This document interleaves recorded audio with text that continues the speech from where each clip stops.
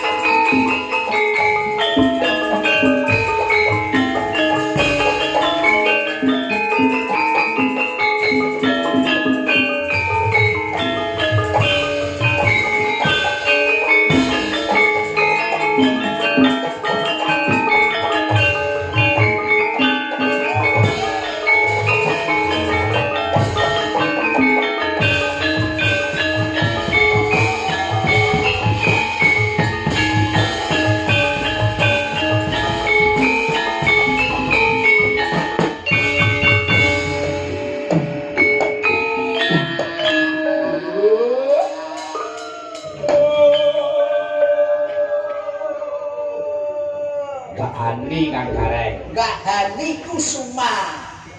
Wilujeng dalu, Nduk. Wilujeng dalu Mas Gareng. Tak dalan. Nggih, Mbak Hani. Pripun pawartosipun? Alhamdulillah isih waras, Mbak. Tasih waras nggih, mboten semangat. Mboten. Ngapunten pipise nggih lancar. Oh, lancar. Mboten. Lancar, Bu. Ngapunten maksudnya ngene lho Mas Gareng, dalang niku kan satu malam duduk. Heeh. Duduk ki biasane ki nek gak anyang-anyangan ki ya sembelit. Heeh. Mulane ya tak arepane pipise lancar napa mboten. Yo jelas lancar. Wong jenenge paribasane Pak Dalang ki mertopo ndedonga muga-muga kajate iso tinekan. Mula direwangi ora mangan, direwangi ora ngombe, direwangi ora ngomong. Lho, Lah ngono kuwi nek misale kepepet banget ngoten pripun Pak Dalang? ya diku Islam yo. Nek kepepet ki di anu lho semayani. Disemayani saged. Oh, kena. Lah umpami nek disemayani saged umpami dititipne ngoten nggih saged. Belum. Oh, iki kadang tutur jalan iki tak tutur sirahe. Nggih, pari-pari ku bahaya. Nah, Lah cara dititipne nek bendahara ora masalah. Upamane dititipne nek kowe iki terus dadine kaya apa? ya aku ora mau ngomong nek dititipne. Malah ngono. Ya kudune ora gelem to. Kok iso malah ora ngomong. Bener kadung ora ngerti. Kan panuto aku lho. Sing ngapus-apusane penak iki nang sing ngapus-apusane angel pas samu kok ya. Ngono kuwi ta. Berarti ora kena dititipi ya. Ora kena.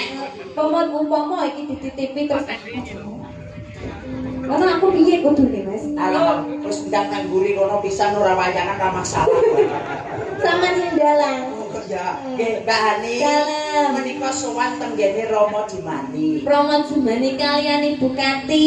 Betul. Kagungan kersa napa menika Mas Gareng? Mangayu Bagyo ingkang putrinipun temu wahyune jodoh katentreman menika temu wahyu sepisan kanggo saklawase. Nggih, Mbak Mbak sinten? Mbak Evita dan Mas Dapa. Dan Mas Dapa. Nggih, mugi-mugi dados temanten ingkang sakinah mawaddah warahmah. Amin. Langgeng anggenipun bebrayan. Amin. Boten wonten ingkang misahaken awet wonten donya tetekaning belahan. Amin. Mugi-mugi enggal pikantuk momongan ingkang soleh lan soleha. Amin. Mugi-mugi enggal rezeki ingkang kathah barokah. Amin. Kagem Ibu Kati kalian Bapak Jemani. Amin. Matur sembah nuwun sampun timbali sakeluarga sekeluarga. Dalam Ki Marsudi bawa leksana sak rombenge. Amin. Iki Sabtu Argo iki sing anyar, mergo iki notane yo urung diklothok iki. 150.000.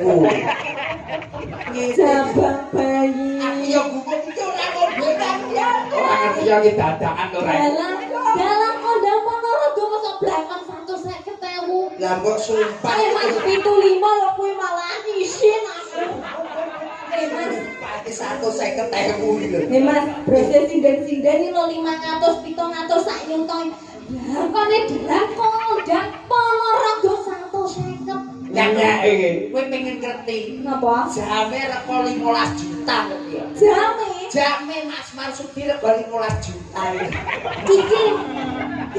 Iki 15.000 aku tau duwe ngene iki kecemplung banyu modar. 15.000 ki lek biyen iki 15 juta berarti Mas Marsudi. 15 juta saiki. 15 juta. Motor pindah. Iki enek kegunaane ngerti ya. Apa? Malem jumlah lebone ning jero wetengmu iso ngolek dhewe. Amin. Ngenyek kowe iki rek. Iki masamu selawe lho rek. Ya. Tumbas ning pasar maung. Mas Marsudi bawa leksana. Nggih, Mas Marsudi bawa leksana tasik mas-mas nggih. Mas nggih rombongan iki. Dalange tasih eneng, sinden-sindene nggih tasih lencir-lencir. Yoga-yogane jek nom-nom. Aku yo barakan yoga-yoga kuwi ya, Mbak. Oh nggih to. Niku saurane pinten? Yo rapi ra barakanku. Anu yoga-yoga. Roi ora kuwi. Kene kan anu to biasane ben malam suron iku ritual. Ritual. Jadi kaya sing nyuwun sewu sing usianya di atas 50. Kuwi komprai dekem Mas ya. Kungkum. Kungkum sampai sewengi. Sewengi malam surna kuwi. Sesuk-esuk Mas. Ngopo, Nduk? Ngelungsu. Aku lak malih nom. Malih enom. Lah aku Saya Napa? Nek ku tak kungkum yo awet nom. Jenengan kesuman kungkume. Kungkume nak damel banyu asin to jenengan. Oh, malah dadi ndok asin. Ndok asin. Napa? Kuwi dadi sosis bakar. Ngenyek kowe iki rek. Oh ya, bahan iku semua. Hiburan iki. Apike koyo ngene terus terus bakar. Oh, rupane kaya sosis bakar. Nggih, kantor pikan sugeng dalu sugeng midhangetaken kagem sedaya sederek Bapak Ibu sekalian, Mas adik mak dembok warga masyarakat Ngrandu, Kecamatan Kauman, Sumarata. Oh Sumarata. Kauman Sumarata Ponorogo. Ponorogo, mugi-mugi panjenengan sedaya tansah pinaringan sehat. Amin. Mugi-mugi panjenengan sedaya tansah pinaringan bagas lan kewarasan. Amin. Mugi-mugi panjenengan sedaya tansah pinaringan wilujeng rahayu. Amin. Sing utange akeh ndang lunas. Amin. Sing urung oleh jodoh ndang oleh jodoh. Amin. Sing rondo-rondo ndang oleh joko. Sing duda-duda ndang oleh pernawang ping-ping. Amin. Sing bahani. Dalem Sing Buddha ndang oleh. ndang oleh joko. Sing Joko ndang oleh. Sampean mesti perawan. Kula nggih. Nah, umpama sampean pikantuk yang Ngrandu mriki ya boleh kok. Boleh. Boleh 1, boleh 2, boleh 3. Apa iki piye to? Mosok arep kaya lawan brodoli. Ora lho Mas. Ya wong bojoke siji tok nek seneng karo dulur Ngrandu ya ndang dipilih sitok gomble nang tuwa. Seleksi. Zaman sekarang itu harus diseleksi. Para pria-pria itu di luar sana banyak yang tidak baik, mboten sedaya nggih. Tapi kula yakin ten rombongan iki sedaya baik. Sedaya itu jujur, kabeh setia. Kowe ketok rombongane sing krasa kene, Mbak. Ados Mas Bendol niki aku kebiasaane lek tukang kendang iki kan pacare akeh gonta-ganti. Gawane sinden ngene iki mulai Mas Bendol ya langsung apa tenggriane pamit langsung. Ora kok dadak mumpar ngampur. Real to. Ya nggih. Berani Dalem tukang son tukang son. Mahfud batine wong ini, wong iki nyemoni aku. Lah aku marah ya tahun anu nemoni mampir nek di Mas Denny Mas. Pot layak tanggapan cek kapan ke ramule bocah nang kamu to. Keri lho sari. Kak Hani. Dalam. Menika wonten tamu dutan nggih, Mas Masudi, juga kali kawontenan menika Mbak Hani kersanipun nembang. Nggih. Nah, monggo bebas Mbak Hani. Nggih, monggo bebas, pokoke engko sing penting aja ngantek lali jaranane didekne. Ah, Apa? Puspita Nolo. Ya, Puspita Nolo. Nolo. Puspita niku artinya apa Mas? Puspita ku jaman biyen mereke pajar kek diunyerne ngono kae. Puspita niku artinya Apa? artinya perempuan nggih. Puspita ki ya pita ki ya kae jaman biyen sing Masa ta? Puspita ki ya pus. Puspita iki keindahan, Mbak. Keindahan. Utawa keindahan. Kuwi jebule lek kowe ngartekne kuwi padha karo nggonku. Apa? Pus jepita. Ya ora apa-apa nduk wis nggih lagu ae. Kuwi lak tunggale susus bakar to. Puspita Nolo. Kadang ya wasin. Sosis bakar iki lho nek kokean bumbu. Kadang ya panas, ora mesti Kadang ya pedes. brindil-brindil. Kadang ya sok ireng gosong ngono. Kaya kegedean geni nek bakar. Kadang kala ya malah gumedi mekar ngono. Ya sosok ya mungkret barang. Monggo Puspita Nolo mungkret. Bocah kene kaya wis genah, Mbak. Akhirnya. Lah genakan niku namung teori to, Pak. Teori. Teori mawon, prakteke nggih. Ayo. Maka Puspita Nolo, Mas Begal. Yuk. Ya, Puspita Nolo. Nah, Puspita Nolo rokok likune Mbak Ani gimana, Mas? Oke? Oke, Jos? Puspita Nolo, oke? Ya. Oke, tenang ya. Ki pokoknya kabeh iki iso lho tadi. Biasanya musik ya ada, tapi malam hari ini khusus klasik. Oh, ngaten. Nah, Oh, lah niki musisine tilem kok, Mas. kuwi ora turu ki, Dok. Kuwi topo. Kuwi topo ya. Iya. Oke, Mas Tiga, nggih, Puspita Nolo. Yuk. Yuk. Iki kok jogetku nggih. Oh ya. Itu jogetnya mesti kepenak. Ya, itu mesti ya Iya, iki wis kebagian sosis bakar. Karo ndok asin. Ndok asin. Iso-iso bakar wireng nek rampung. Kaya gosoke gede geni ki mau. Moga pripun Mas Bega apa digantos ngitune Oh, kok? digantos anu niki buat temanten berdua. Ya, manut. Lestari siap. Moga Aku Puspita Nolo. susu bakar sigareng ki sing selawe nanemu wae. Wong sapa wong kene 2,5 kenyang ae. Beracun kuwi wis jamu. Asep kuwi cipilis opo piye Mas aku kuwi. Ayo Mas. Puspita Nolo. Jare wong sawet bareng ya. Asli. Piye, Dok? Jogete, Dok?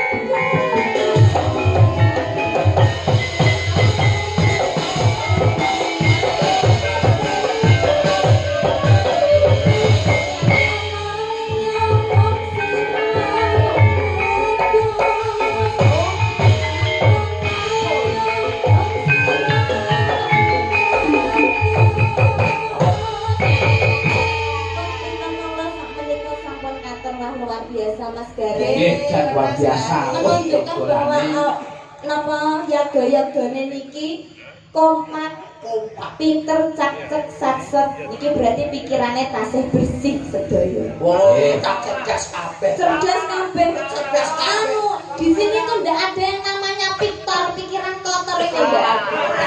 Enek sing rada suwe kuwi mau mergo kokean ngesot. Lah, kalau kuwi sampun nggih Pak Dalang nggih Mas Gareng. Nggih, sembah nuwun Mbak Ani, Regan Ruhin menika. Jadi, ampun karbien Mbak Andi wonten Oh nggih, Derek. apa sak menika? Nggih. Menika sadèrèngipun wonten serat Candhi kula waca rumiyin nggih Mbak Ani. Nggih, siap monggo. Sugeng dalu Pak Dalang sugeng makarya. Semoga lancar danipun saking Kang Suyat. Nggih. Matur nuwun panuwun. Nggih, doanipun mugi sukses selalu. Nggih. Wonten malih menika saking Mas Kawit. Assalamualaikum. Waalaikumsalam. Sange wilujeng dalu saking dulur dhewe badhe nyuwun gendhing setunggal bajeng loncat kaping kalih ninggal katresnan. Gendhing punika kula kintunaken dumateng Mbak Yu Sisum. Yu Sisum. Ugi Pak Puh Gimin lan Mbah Gito lan ugi kula kintunaken dumateng warga sedaya ingkang wonten dalem. Matur sembah nyuwun kagem madhange mugi-mugi tansah pirangan sehat lancar rezeki. Amin amin ya rabbal alamin. Nggih matur nuwun Mas Kawit mugi panjenengan ugi sukses selalu. Amin amin ya rabbal alamin. Nggih.